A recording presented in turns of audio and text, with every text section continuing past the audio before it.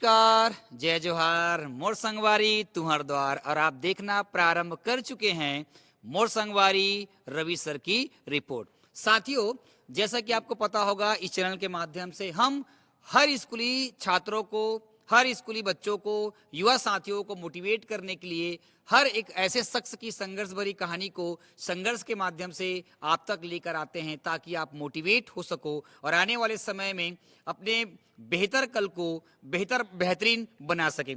साथियों, आज के इस सेशन में हम आपको एक ऐसे संघर्ष भरी कहानी आपको बताने जा रहे हैं। हमारे बीच में जो है दुष्यंत साहू जी, जो कि दुर्ग से हैं, और उनके संघर्ष भरी कहानी को हम आपको बताना चाहेंगे। आज दुष्यंत साहू जी जो हैं, आज हम स्वामी आत्मानंद इंग्लिश मीडियम महाविद्यालय धनोरा में उपस्थित हैं, जो कि दुष्यंत साहू जी जो है इस महाविद्यालय में सहायक ग्रेड 1 के पद पर जो है यहाँ पर पदस्थ हैं।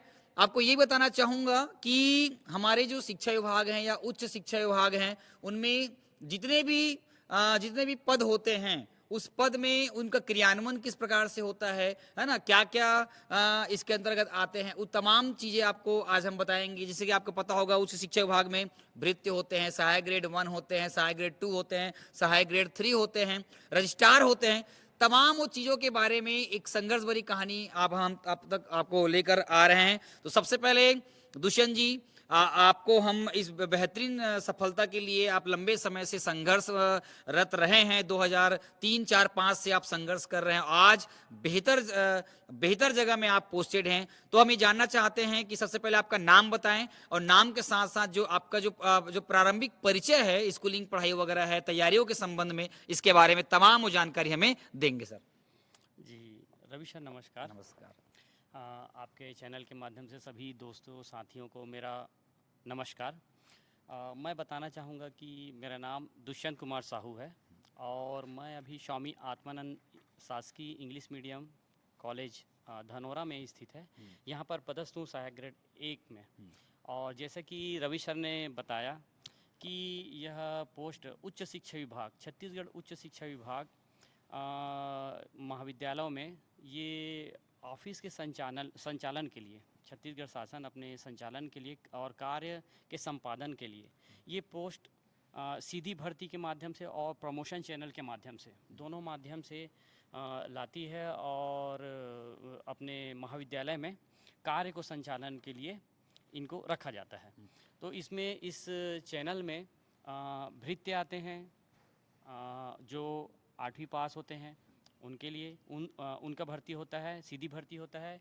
उसके बाद सहायक ग्रेड 3 होता है, जिनका सीधी भर्ती होता है, जो 12वीं पास और कंप्यूटर करके आते हैं। तो ये उसके बाद सहायक ग्रेड 2 आते हैं, वो प्रमोशन चैनल से आते हैं, सहायक ग्रेड 3 से 2 में, और सहायक ग्रेड 2 से सहायक ग्रेड 1, ये भी एक प्रमोशन चैनल है, प्रमोशन से होकर आते हैं।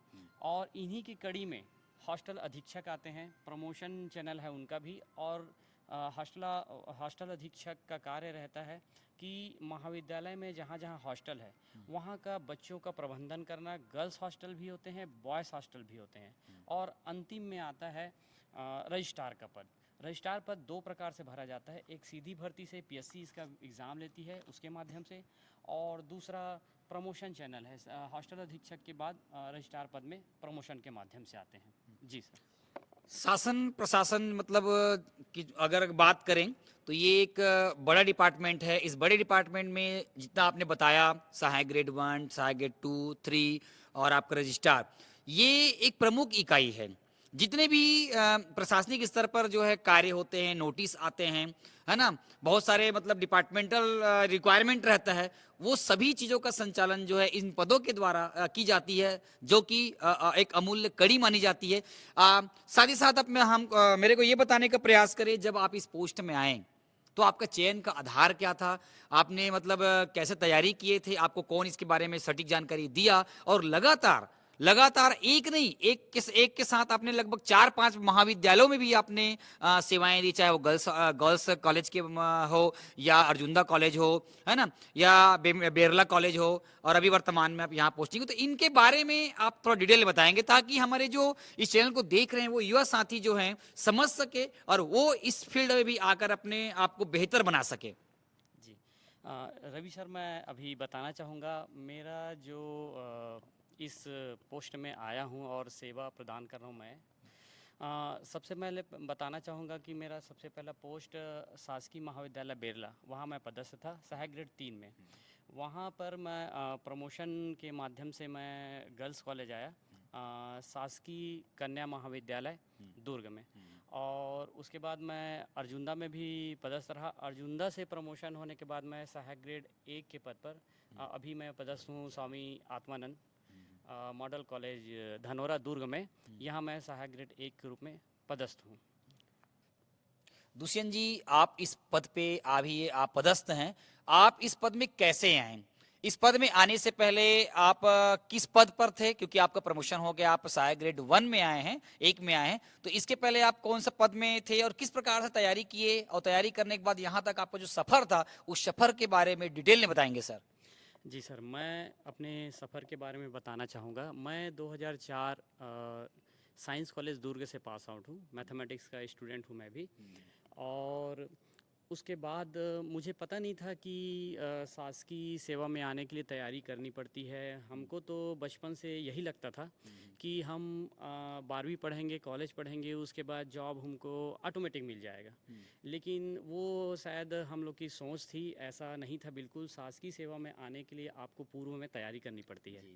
तो ऐसा रहा सफ़र का सर रवि सर, कि मैं ग्रेजुएशन करने के बाद मेरी इच्छा थी कि मैं हायर एजुकेशन या एजुकेशन क्षेत्र, स्कूल शिक्षा में या उच्च शिक्षा में आऊं और अपनी सेवाएं दूं, और ताकि वहाँ के जितने भी बच्चे हैं उनका मैं भविष्य उज्जवल कर सकूं। एक्चुअल में मैं कहना ये चाहता हूं कि मैं शिक्षा विभाग में टीचिंग लाइन में आना चाहता था।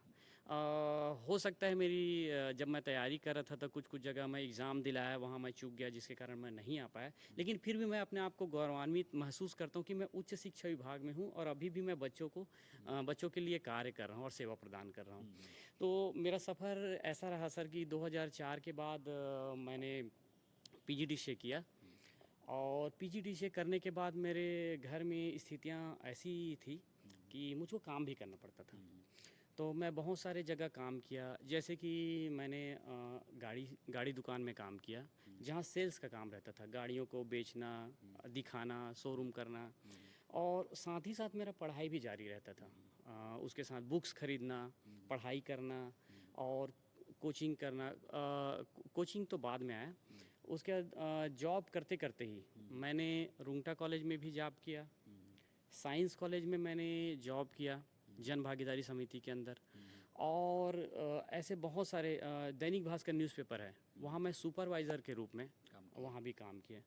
तो ऐसे संघर्ष भई ज़िंदगी में मैं पहले काम करता था, सुबह 8 बजे से घर से निकलता था और दिन भर 4 बजे तक मैं काम करता था। उसके बाद मेरे को कुछ दोस्तों ने बताया कि आप काम करते रहेंगे और पढ़ाई को अगर समय नहीं देंगे तो आपको सफलता नहीं मिल पाएगी। और मैंने देखा कि मेरे 2-4 दोस्त लोग कुछ कोचिंग में जाते हैं, वहाँ पढ़ाई करते हैं और कम समय में मेहनत करके वो अच्छा सफलता हासिल कर रहे हैं।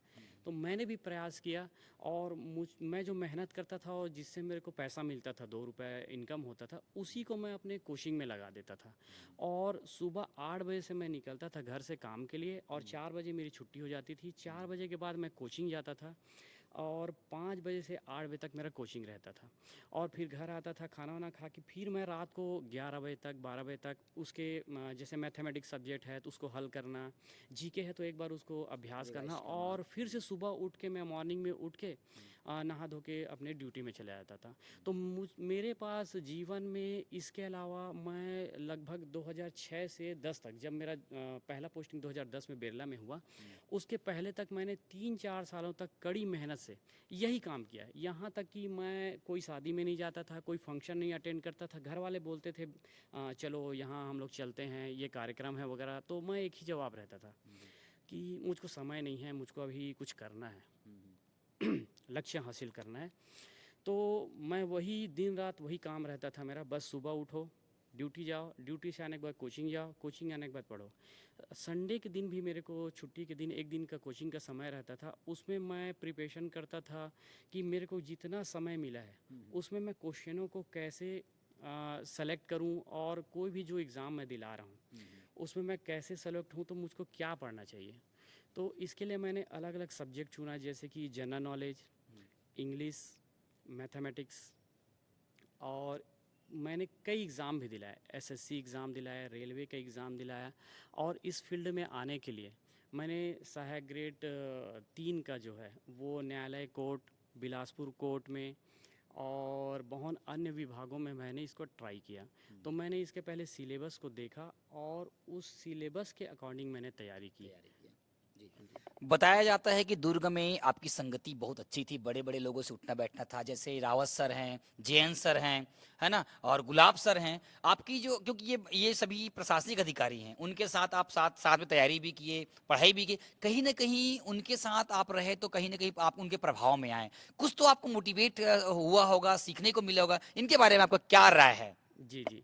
सर, मैं बताना चाहूँगा कि जब मैं कोचिंग करता था, कोचिंग तो 5-6 महीने का रहता था, लेकिन उसके साथ ही मुझको जब भी समय मिलता था तो मैं ऐसे दोस्तों के साथ या ऐसे कोई जो जॉब में है पहले से, उनके पास जाता था, उनका मैं अनुभव लेता था, जिसमें रावत सर हैं, गुलाब सर हैं, जयंत सर हैं, जो अभी प्रशासनिक अधिकारी के रूप में कार्य कर रहे हैं।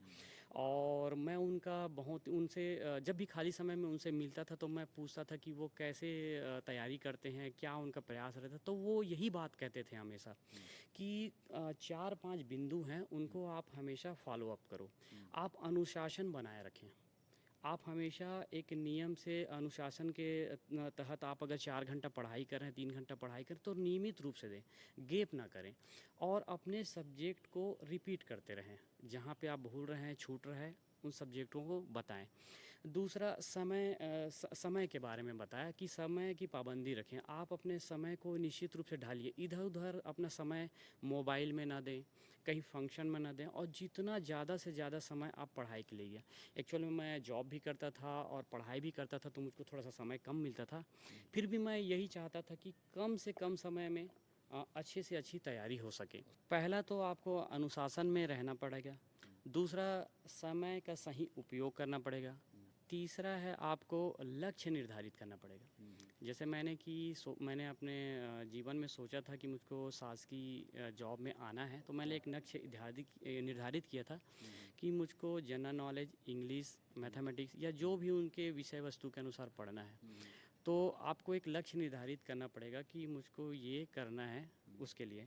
और कार्य योजना, आपको कार्य योजना बनानी पड़ेगी कि कैसे उसको जो एग्ज़ाम सामने है उसकी तैयारी करने के लिए कार्य योजना बनाएं कि इन सब्जेक्ट को मेरे को कितना कितना समय देना है। जैसे कि मैं क्या करता था कि कोचिंग के आने के बाद जो मैथमेटिक्स 1 घंटा मैं हल करता था, उसके बाद 1 घंटा मैं अपने हिस्ट्री में देता था और 1 घंटा मैं ज्योग्राफी में देता था। ऐसे सब्जेक्ट वाइज अलग अलग जो जो एग्ज़ाम सामने आते थे उसके हिसाब से मैं कार्य योजना तैयार करता था।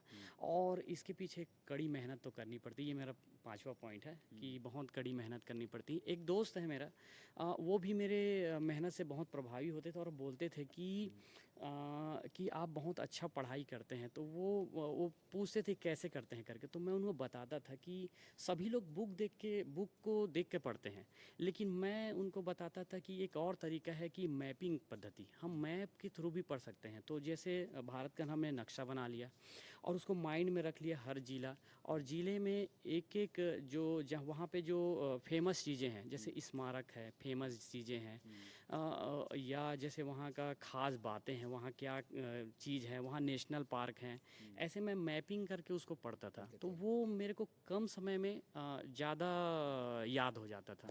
और एक दो दोस्तों से जब मैं मुलाकात किया, उन्होंने भी मेरे को अनुभव बताया कि जैसे कोई सब्जेक्ट कठिन है और याद वगैरह नहीं हो रहा है, तो आप उसको एक कहानी के रूप में पिरो के भी आप याद कर सकते हैं टिक्स के माध्यम से। तो ये मेरे बहुत सहायक रहे, खासकर ये दोस्त लोग जो मुझको अनुभव दिए। बताया जाता है कि आपके घर में अधिकांश लोग जो है शासकीय कर्मचारी, आपके पापा जी शासकीय कर्मचारी हैं, आपके भाई और बहू भी जो है शासकीय कर्मचारी, और तो और आपकी जो धर्मपत्नी है दानेश्वरी साहू जी, वो खुद अभी व्याख्याता है मैथ्स के। तो कहीं ना कहीं एक देखा जाए तो सभी वेल क्वालिफाइड हैं और सभी संघर्ष करके वहाँ तक जो है पहुँचे हुए। निश्चित रूप से आपकी जो संघर्ष की जो कहानी है वो निश्चित देखा जाए तो एक संघर्ष से भरी हुई है, और युवाओं के लिए एक प्रकार का ये प्रेरणा स्रोत ही कहा जाएगा। अगर इसको अमल करेंगे आपकी इन बातों को, तो निश्चित रूप से आने वाले समय में वो अपने जीवन में बेहतर नहीं, बेहतर से बेहतरीन कर सकते हैं।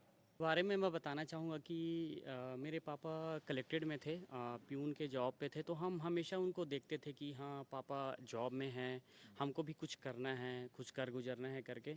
और उसी उसी की प्रेरणा स्रोत मानते हुए हम अपनी तैयारी की जॉब के लिए पढ़ाई करते थे।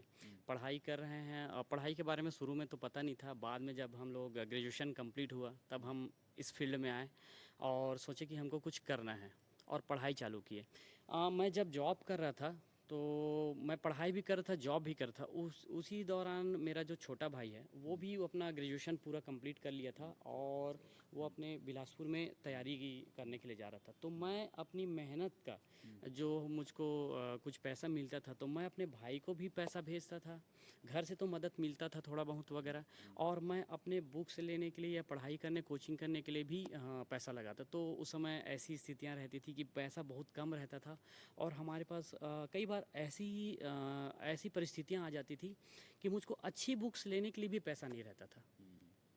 तो उसके बाद मेरे यहाँ भी मिसेज़ भी अभी कड़ी मेहनत की है, उनको मैंने पढ़ाया। एक मेरा सपना रहा कि मैं शिक्षा विभाग से जुड़ूं और बच्चों को शिक्षा दूं। तो मेरा एक सपना था जिसको जो मेरी मैडम है वो मेरे सपने को वो पूरा की। तो वो मुझको बहुत खुशी और बहुत आनंद लगता है। दुष्यंत जी, आखिरी सवाल मैं आपसे पूछना चाहूंगा कि इस जॉब में आने से पहले आप बहुत सारे संघर्षमय कार्य काम किए हैं। उन कामों का मैं उल्लेख चाहता हूं ताकि हमारे युवा साथी आपके उन जो काम किए हैं उनका अनुसरण कर सके। जी। मैं बताना चाहूँगा कि मैं अपने जब पढ़ाई कर रहा था तो मुझको ऐसा लगता था कि मैं घर से ज़्यादा मदद ना लूँ और आत्मनिर्भर बनूँ। तो सबसे पहले मैंने न्यूज़पेपर का जो है वो बांटते हैं, जो सुबह सुबह 5 बजे उठ जाते थे और मैं में पेपर बांटने जाता था। और वहाँ उससे मेरे को छोटा सा जो कमाई होता था 100-150 रुपए, वो मैं अपनी पढ़ाई में लगाता था। उसके बाद मैं दैनिक भास्कर न्यूज़पेपर में आया। वहाँ मैं सेल्समैन का काम करता था। सेल्समैन से फिर मैं सुपरवाइज़र बना। वहाँ मैंने 4-5 साल का समय वहाँ दिया। उस समय भी मैं वहाँ से जो पैसा लाता था वो मैं अपने पढ़ाई, बुक्स लेना, ख़रीदना या कोचिंग में ही दिया करता था।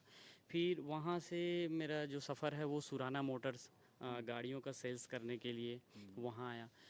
सेल्स करने के बाद मैं अपने खुद का भी कंप्यूटर एक शॉप खोला था, जो साल भर ही चला, क्योंकि ऐसा होता था कि पैसा रहता नहीं था और बच्चे मुझको ठीक से मिले नहीं वहाँ।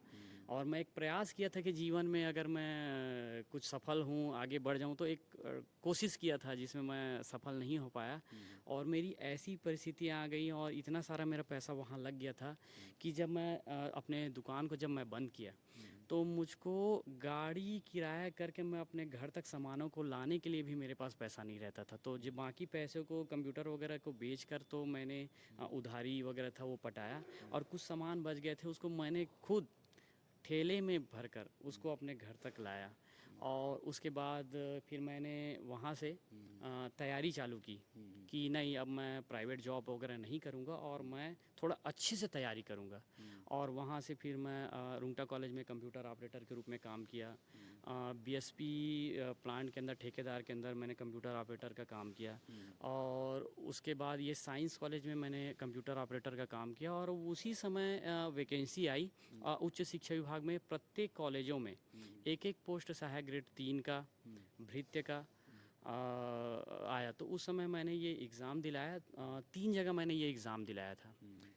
छुई खदान में दिलाया था, बेरला में दिलाया था और एक कांकेर में आया था। तो कांकेर और बेरला का सेम डेट होने के कारण मैं वहाँ एग्ज़ाम नहीं दिला पाया। तो मैं छुई कदान और बेरला में दिलाया, तो मेरा छुई कदान में सेकंड रैंक आया और बेरला में फर्स्ट रैंक आया। इसमें भी मैं एक बताना चाहूँगा कि हम लोग लगभग 500 से 600 बच्चे इस एग्ज़ाम को दिलाए, फाइट किए थे। उसके बाद 150 लोग उसमें से सेलेक्ट हुए थे कंप्यूटर राउंड के लिए। कंप्यूटर में टेस्ट था, तो कंप्यूटर टेस्ट में फिर 150 लोग दिलाए। उसमें से मेरा फिर दोनों थ्योरी और कंप्यूटर का दोनों मिला के मैं फर्स्ट रैंक प्राप्त किया, और उस प्रकार से मैं फिर शासकीय सेवा सिलेक्शन में हुआ जी। जी हाँ, निश्चित रूप से आपका जो संघर्ष है काफी दर्द विराधक है और भयानक है, मान बताना चाहूँगा। और निश्चित रूप से आपने अपने संघर्ष भरी कहानी को इन युवाओं के लिए, छात्र हित के लिए आपने जो बताया है, निश्चित रूप से ये काबिल तारीफ है। और मोर संगवारी की टीम जो है आपको धन्यवाद देता है। और आपने संघर्षमय कहानी को यहाँ तक लाने में, बताने में आपने जो सराहनीय कार्य किया है, उसके लिए मोर संगवारी परिवार जो है, टीम जो है, आपको बहुत बहुत धन्यवाद देता है। जी, धन्यवाद रवि सर, और आपकी टीम बहुत अच्छी है सर। मैं चाहता हूं कि मेरे जितने भी साथीगण हैं वो रवि सर के चैनल को लाइक करें, सब्सक्राइब करें और साथ में हमारे साथ जुड़े रहें। जी, धन्यवाद।